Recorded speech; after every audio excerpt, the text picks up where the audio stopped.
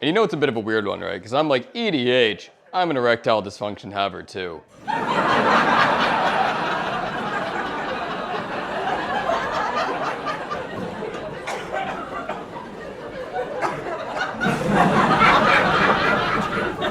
I want to talk about ramp cards you should be playing.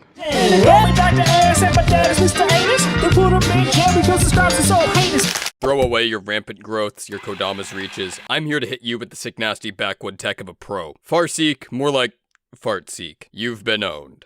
Aight, let's hit it. Manescape Refractor. Do your friends have expensive lands? Do you have expensive lands? Are you willing to tolerate a tapped 3 CMC rock? If you are, this card, the right mana base and support structure will make this card go hog wild. This mana rock will tap for 10 mana, and can also do all of the following. A universal removal spell, Thassa's Oracle combo prevention, an anti-counter spell, a fork, land ramp, a pump spell, universal recursion, card advantage, scaling threat generator, a sack outlet, a tutor spell, the ability to literally become a land. All of this on top of being one of the strongest big mana rocks available. People love Mirage Mirror, and with good reason. It's a versatile, smart, fun card. But if you love Mirage Mirror, you should also love Manescape Refractor. Wild Growth.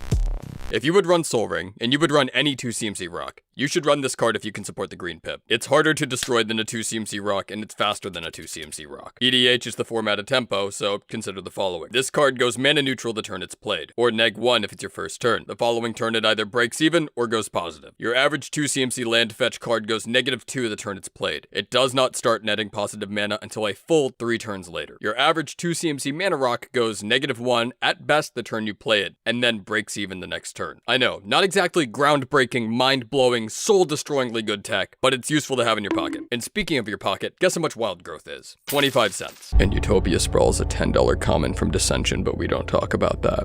Surveyor Scope.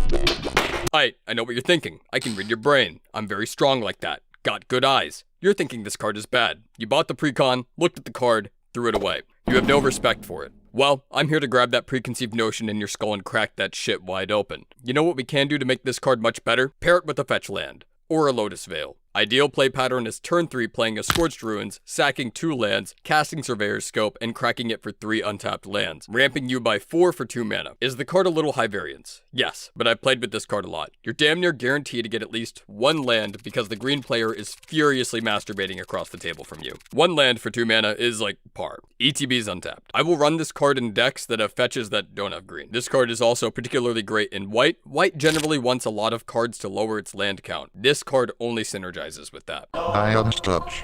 I know I just talked shit about the green boys masturbating on the table, but have you ever wanted to be a green boy masturbating on the table? Boy howdy, do I have the product for you. It's Gaia's Touch. This card gives you 7 mana turn 3 as long as you have the lands in hand. But that's not all. This card also gives you a refund on the initial mana investment when it's not useful. There's plenty of decks where I'd run Vessel of Volatility, and there's plenty of decks where I'd run this card as a strictly better Vessel of Volatility. Does your mana base have a lot of basics? Is your commander a million billion mana?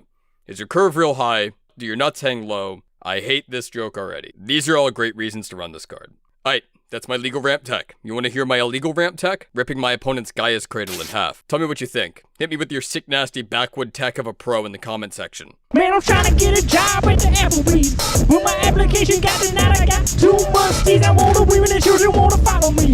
They're gonna have to back it up on my theoretic symphonies. I'm trying to get a job at the Applebee's. When my application got denied, I got 2 musties. I want to wear and the children want to follow me.